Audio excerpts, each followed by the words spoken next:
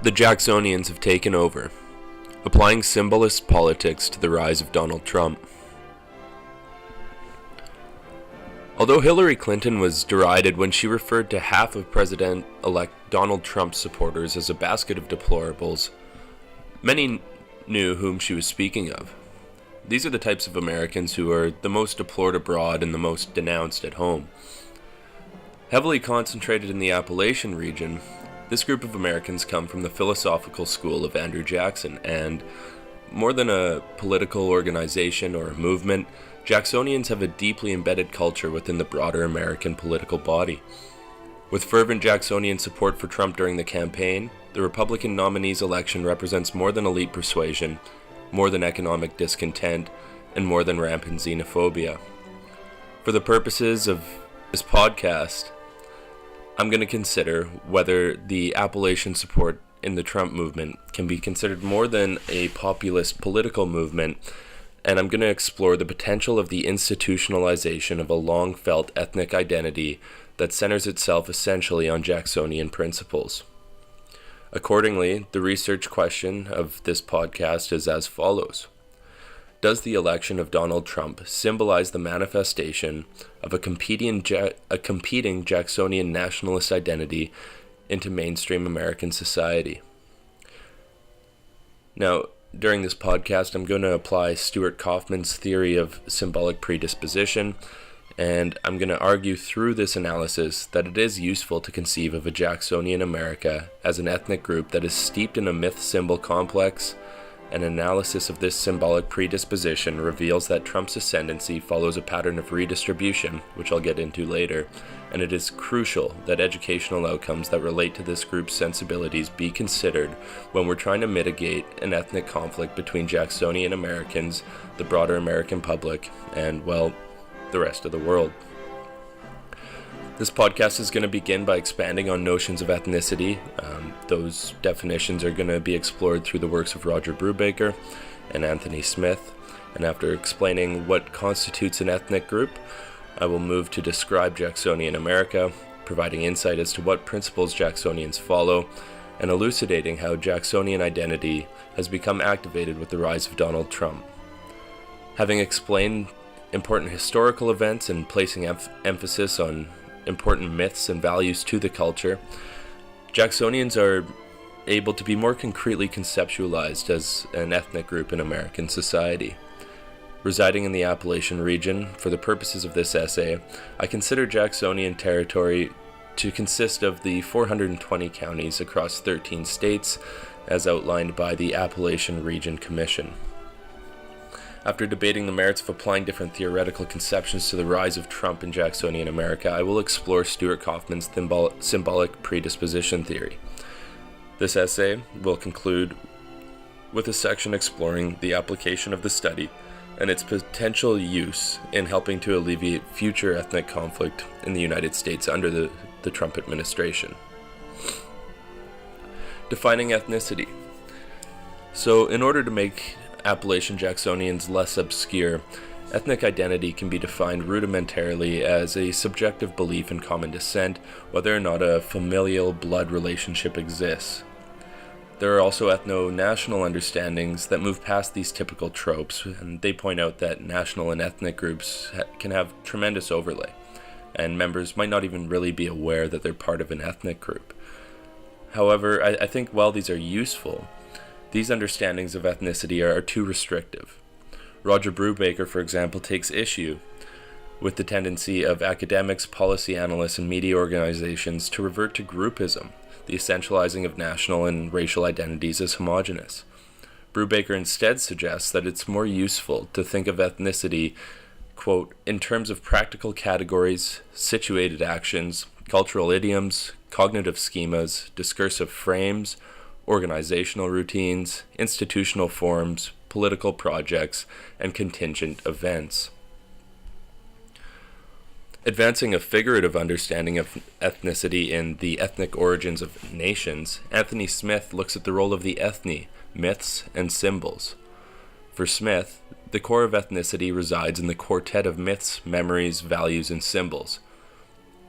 Ethnicity is largely mythic and symbolic in character. Smith states that because myths, memories, and values are changed only very slowly, ethnies tend to be exceptionally durable. Tangentially, although I do not attribute much to conceptual understandings of ethnicity to Gellner, I do agree with the point he makes that rural communities are more capable of reproducing themselves, which essentially creates room for competing subnationalisms to develop.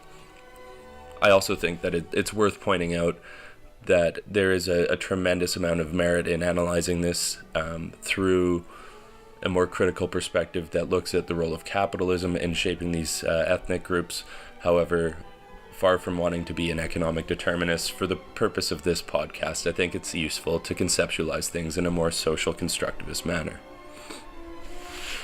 Broader conceptualizations of ethnicity are instructive in advancing a claim for a Jacksonian ethnic group, and a constructivist viewpoint best explains how Jacksonian Americans fit in the context of the broader American national and political scene. These framings of ethnicity can help to clarify how to think of distinctions, such as race and what constitutes a nation. Throughout this podcast, I will use nationalism and ethnicity interchangeably to describe Jacksonians in the Appalachian region. The widespread repudiation and revilement for Trump and his Jacksonian supporters is another testament to the idea of competing nationalisms. To state it clearly, this podcast will continue with an understanding of ethnicity following along the lines of Brubaker and Smith, and will consider Jacksonian ethnic makeup through placing importance on history, specifically honing in on cultural modes of expression, cognitive frameworks, and discursive structures, which become reified through the valuing of myths, memories, and symbols. So let's talk about Jacksonian Americans and its historical context. There are a number of political, cultural, and social developments that forged a distinctive Jacksonian American spirit. No strangers to war, rural life, and tumultuous religious and political experiences, Jacksonians have developed a culture with an idiosyncratic patriotism and an incredible martial spirit. In a sense, Jacksonian philosophy and identity existed well before Andrew Jackson, but his historic victory in New Orleans in the latter stages of the War of 1812 cemented ideals of expansionism and the age of manifest destiny, giving rise to a distinctly American exceptionalism. Andrew Jackson, who was a rich and battle-hardened slave owner who drove natives from their land both diplomatically and physically during the course of his life, instituted a distinctive brand of politics that resonated with segments of the American populace. According to Walter Mead in Special Providence, American Foreign Policy and How It Changed the World, quote, "Every political party since his presidency has drawn on the symbolism, the institutions, and the instruments of power that Jackson pioneered." Jacksonian sentiments constitute a large political base in the United States. The political values generally attested to include a loose governmental structure, near worship of the Second Amendment, a generally high devotion to Protestantism, a strong affinity for a certain code of honor, as well as holding military service as a sacred duty. Although Jacksonian identity is strong in the Appalachians, it should be noted that these cognitive schemas and cultural style that constitutes their ethnic character are found in many parts across the United States. And they can be traced fairly historically, as a matter of fact. While the American Revolution and contemporaneous ideas about race paved the way for the creation of a wholly, quote, American identity, the War of 1812, the Civil War, and subsequent policies of expansion would reify Jacksonian zeal. During the Civil War, Jacksonians in the Appalachian region would not have shied away from going to war against one another. Additionally, given different political practices across the 13 states, Jacksonians in the Appalachian region would have had conflicting opinions on Jim Crow segregation laws. As with any group, though, opinions and identities are not homogeneous, but the cultural practices and values existing with these subsections of a given ethnicity are fairly similar. The Industrial Revolution drove traditionally rural Jacksonians to urban industrial centers across the United States. In the dispersion of rural Appalachian Jacksonians across the country, groups moved as far north as Michigan and as far west as California. Today's version of Jacksonianism sees the homeowner on his modest suburban lawn as the hero of the American story. Whereas in Jackson's era, the moral crisis surrounded capitalism and expansionist endeavors, in the neoliberal context where clashes are primarily economic and between transnational businesses, in many ways, Donald Trump actually can resemble Andrew Jackson.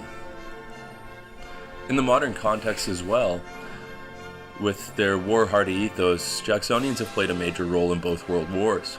An increase in American industrial power and patriotism shaped a new form of nationalism for Jacksonians.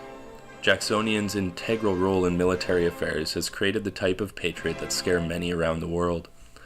In the Cold War era, Jacksonians would not have tolerated any ideas relating to communism, and they would have developed racial biases towards the other as a result of fighting communist enemies in Asia.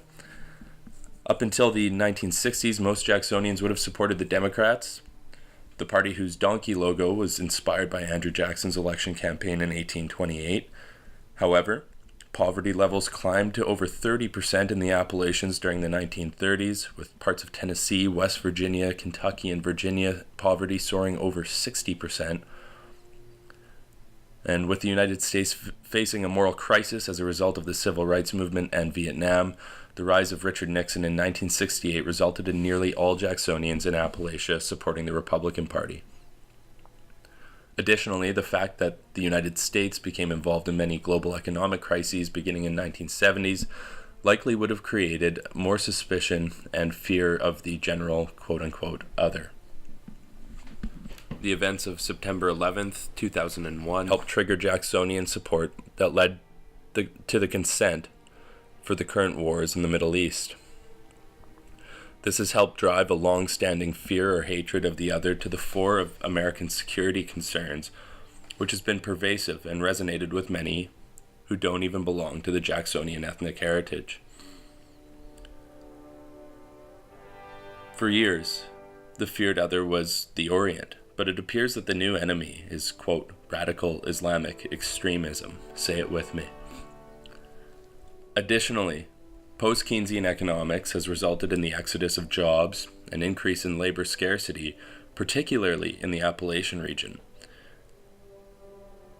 In tangent with continued immigration and global crises, xenophobia and racism has percolated.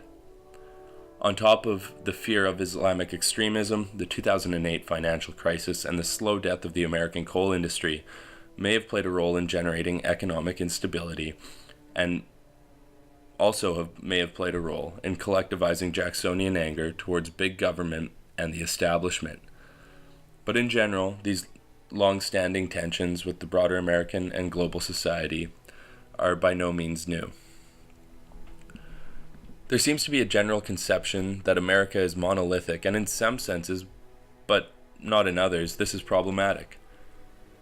American foreign policy, for example, is generally conceived of as singularly American, when there are, in fact, different groups of Americans battling to have different interests represented. Similarly, while within the domestic sphere of American politics there seems to be an essentializing of black, white, and Latino votes, there are different political and social viewpoints within these racialized groups. Meade capitulated this sort of idea when he wrote Special Providence in 2001, suggesting that Margaret Thatcher was at least partly wrong to state that America is unique because it is based on an idea rather than a community of national experience. This idea can be strengthened through analyzing the 420 counties within the Appalachian region. While nationally Trump only received 46.3% of the vote, within the Jacksonian Appalachians, Trump earned 66.8% support. Jacksonians have a largely copacetic but nonetheless competing version of American nationalism, and they hold different values than other groups of Americans. This information is valuable in considering how to seek solutions to racial and political divides in the United States today. Recently, Meade has written about the rise of Donald Trump. In a post-election article written in the Wall Street Journal, Meade describes how Jacksonian America is the enemy of many of what President Obama and his supporters see as America's most important advances, relating how the United States as a folk community has historically been construed as whites only. These types of synopses help to exemplify why Jacksonian America can be considered separate from typical American patriotisms, despite featuring widely considered American qualities. Elsewhere, Mead discusses how interest groups and power centers surrounded Hillary Clinton like a Praetorian Guard. As a population prone to suspicion of elites, this type of arrangement likely would have created some discontent among the Jacksonian American community. Similarly, Nicholas Gallagher describes how structural shifts in the economy, decreased social cohesion, and increased threat perceptions created conditions for revolt. Picking up on Jacksonian ascendancy in the broader American culture, NPR radio host Steve Inskeep has written in the New York Times about how Trump's campaign closely echoed that of Andrew Jackson's, who also vowed to attack corrupt government and defend the common man. In recent decades, Jacksonian values have been under attack. The denigration of values and beliefs held by Jacksonian America has helped pave the way for the reactionary swing in American politics. So now we need to select a theory, and there are many different presuppositions that can be deliberated in determining the rise of Jacksonian nationalism. Modernization theories include conceptions of the role of capitalism in language, state-produced education, and purposeful exclusion, and they definitely should be considered relevant in the election of President Trump, due to insights pertaining to the construction of identity and the role in exacerbating ethnic tensions. Additionally, authors like Daniel Horowitz are more interested in the role of economics in ethnic conflict, and his inclusive theory calls for paying attention to the links that put together elite and mass concerns, and he asks questions about why followers follow. However, I think that while these theories can all be related to Trump's election in the White House, they fall short in relating to a lived experience. And I think for this reason, Stuart Kaufman's theory of symbolic predisposition offers a more expansive and concise framework to operate within, as the approach Kaufman takes relies on a social psychological approach that can lead to a more directly applicable solution to some of the ethnic conflict issues presented by Trump's presidency.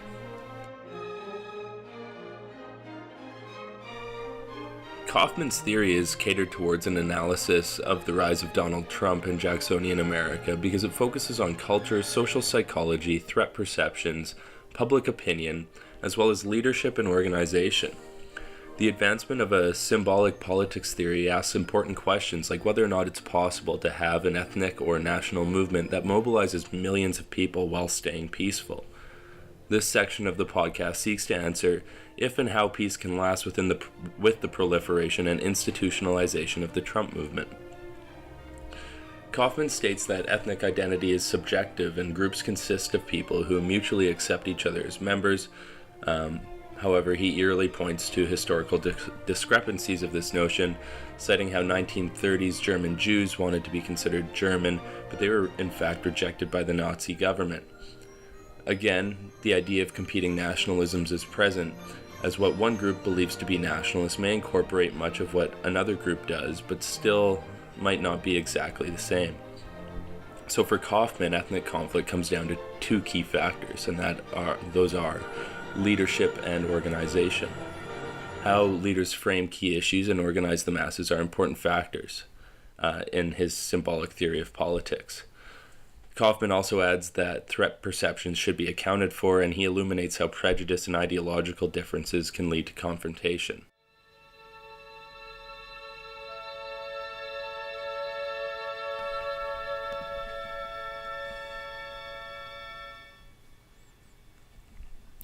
Kaufman levels against claims of human rationality, and he suggests his model recognizes that, quote, different people react differently to similar circumstances based on their biases, prejudices, values, and ideology, their symbolic predispositions, close quote. Building further on his definition of symbolic predispositions, Kaufman clarifies his position by stating that his symbolist theory revolves around consistent inclinations to react to specific frames with a particular emotion.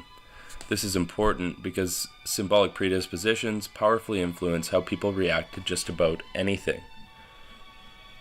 Giving the example of the American president, Kaufman states how emotions emerge only when triggered by a symbol that reminds people of the president, resulting in polarized reactions based on inclination. This example can be drawn out briefly by exploring some of what Trump has said. So during his speech at the Republican National Convention, Trump focused exclusively on American corruption, law and order, immigration, foreign policy blunders that have embarrassed the military, and economic inequality. This is hardly dog whistle politics for any Jacksonian that tuned in that night. Kaufman's theory shows how stronger prejudice leads to more contentious politics, which will help expound an understanding of Jacksonian America that is conducive to mitigating peaceful relations in the future. So now we need to apply the theory. Kaufman states that election campaigns focus on modifying and applying to symbolic predispositions. Quote, "The facts do not matter if candidates get the emotions right," close quote. And I really like that quote, by the way. For Kaufman, ethnic nationalism is fostered as a result of a powerful symbolic predisposition that is rooted in what he calls a myth-symbol complex. In a theory of symbolic politics, prejudice, threat perceptions, and religion are incredibly important in harnessing political energy. Rhetorical analyses show that Donald Trump was able to cultivate Jacksonian sentiments and make use of them. However, while these sentiments create certain attitudes towards what are called outgroups, how elites frame issues and mobilize the public is also very important. Leaders play an important role in a theory of symbolic predisposition. Donald Trump was more effective than Hillary Clinton in asserting collective action frames which, quote, "identify a problem, prescribe a response, and motivate action." On August 9th, 2016, Trump alleged that a Clinton presidency would lead to the repealing of the Second Amendment.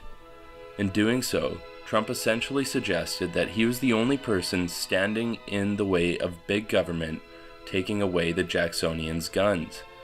Likewise, in a speech on immigration on August 31st of that same year, Trump denounced the Washington establishment on their inability to keep drugs and crime away from Americans. And throughout the course of the campaign, he made various other promises to keep crime-bringing immigrants out of these communities. This was done through talk of building a wall along the Mexico border and deporting millions of what he calls illegals, as well as creating a list to identify and document all Muslims in the country. At various times throughout the campaign, Trump framed issues through a lens that incited moral panic within the Appalachian states. Jobs were leaving the region, and the longtime lifeline for economic prosperity, the coal industry, was gonna die unless Trump did something, which is probably true. Law and order was gone in the country, Trump would suggest, and this ranges from the corruption on Wall Street, which is fair, and the American politics, and in American politics, also wildly corrupt. So that's also fair. And then he points to other issues, as like the activism of Black Lives Matter, and other sorts of movements like that, which probably is not a fair claim, or definitely is not a fair claim. He also would suggest that immigrants were coming to take jobs and bring drugs.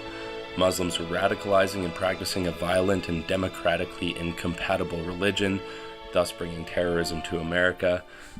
Trump stated many times that American military policy was weak, and technologically the US was falling behind. And with the most important Supreme Court nomination in years hanging in the balance, it was all but certain that if Hillary Clinton won, according to Trump, the Second Amendment would be repealed and a wave of liberal progressivism would sweep over the country, rendering Jacksonians almost obsolete. Or so the Jacksonians thought. For Kaufman, and this is really important, frames resonate depending on the perceived credibility of the leader and of the frame, on the frame's salience and its ability to link itself to the culture, ideology, and the myth of the society. Further, mobilization is triggered by government and mass-led organizations, networking, and developing and adding to already held prejudices. Trump was able to employ these frames and reap the political rewards, apparently unworried about any collapse of societal cohesion.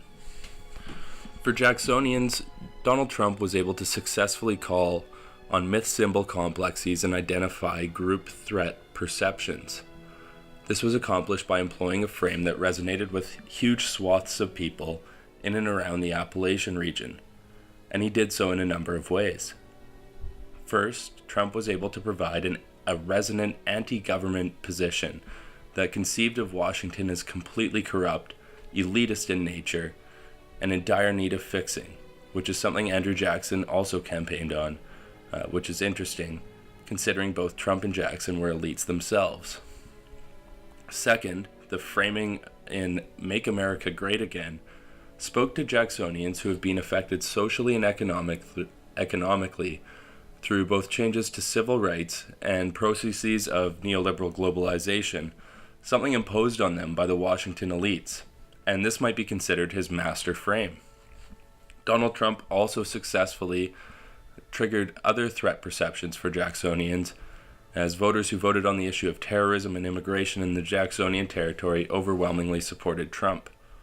Additionally, Trump continually placed himself in front of American flags and spoke at length of his support for generals and the military, so in every single area that appealed to Jacksonians, Trump was able to implement framing that resided strongly with his supporters. For many years, the United States of America has charted along a politics of distribution or an inclusive peace. Compared to other nations, the level of prejudice seemed low, threats were perceived to be minimal, leadership styles were accommodative, the main political organizations were political parties, and public opinion was rather materialist. However, alongside neoliberal globalization, immigration, and continued wars in the Middle East, prejudice levels increased, and this increased threat perception. Feeling prejudiced against and in a position that amounted to moral panic, Jacksonians were practically begging for an outsider to help deal with the corruption within the Washington elite. The electorate called out for an assertive leader who could use the framing of injustice to help advance and grow the cause.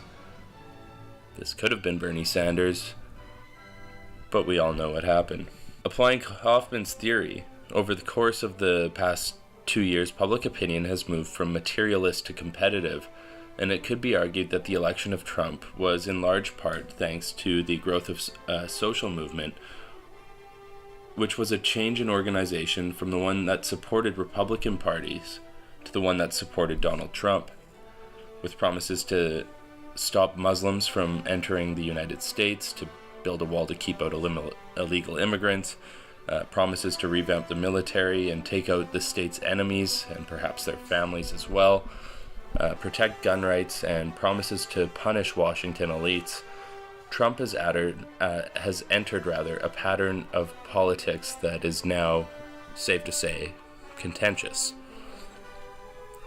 Following Kaufman's pattern of politics, Trump's rise into the White House is arguably charted along one of redistribution, and in a politics of redistribution, growing levels of prejudice due to perceived increased social threats allowed Trump to use assertive framing around injustice.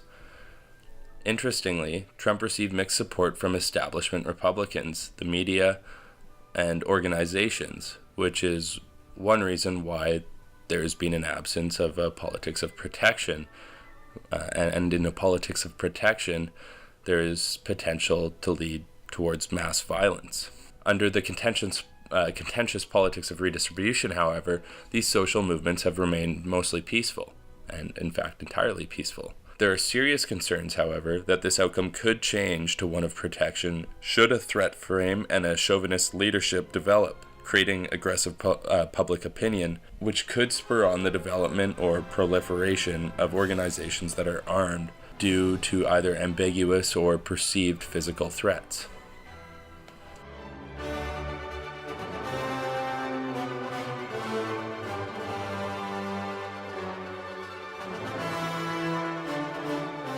So now we want to put this information to work to prevent what we'll call an ethnic conflict. Kaufman's theory can be used to reduce anxieties over outcomes of a pattern of politics through focusing on the role of organizations. So in order to prevent negative outcomes and reduce prejudice, the Democratic and Republican parties need to apply measured rhetoric to decrease threat perceptions and ensure that organizations are valued over a social movement. And this can be done through instructive activism campaigns, particularly those that seek to find appropriate educational outcomes, rather than campaigns that seek to label and castigate. Due to Trump's resonant framing and assertive leadership, Kaufman's theory shows how threat perceptions could increase from a social threat to an ambiguous physical threat.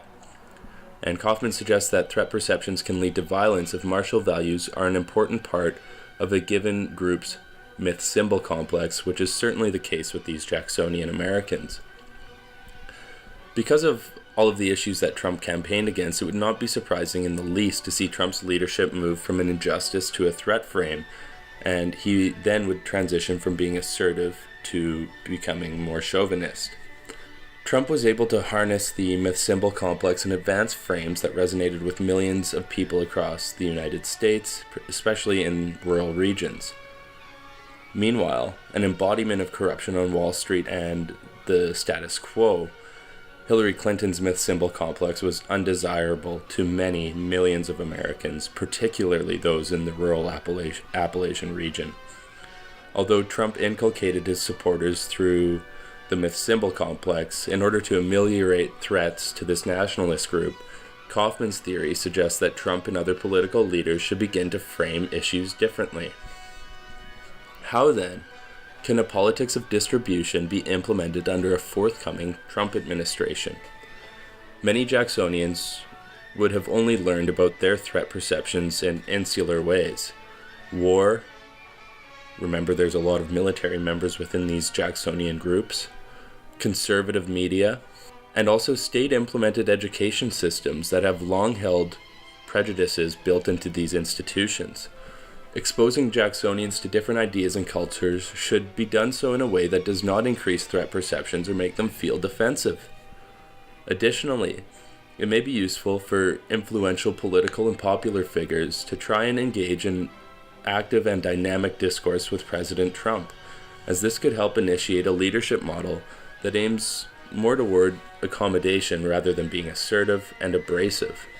What is happening currently, though, is that both Democrats and Republicans have fallen by the wayside. The entire media and political establishment focuses only on Donald Trump and the organizations that are focused on social movements and not political parties. A media that focuses on the parties and organizations involved in the democratic process and not the president may help make public opinion less competitive, though probably only in a minor way. So, to wrap things up, this paper followed an understanding of ethnicity along the lines of Brubaker and Smith, and considered Jacksonian identity through placing importance on history, specifically honing in on cultural modes of expression, cognitive frameworks, and discursive structures, which become reified through the valuing of myths, memories, and symbols. In examining 420 counties across 13 Appalachian states within the United States, I argue that Donald Trump's election signals the resurgence of Jacksonian culture in America. Even if consensus on an actual Jacksonian ethnic group isn't found, this paper serves as a useful exercise in contemplating contentious American ethnic politics in a non-traditional manner. Due to the fact that the group is less about political and intellectual movements and more about social and cultural experience lives, Jacksonians are not well understood, especially not within the liberal mainstream media. Kaufman's theory is catered towards an analysis of the rise of Donald Trump in Jacksonian America because it focuses on culture, social psychology, threat perceptions, public opinion, as well as leadership and organization.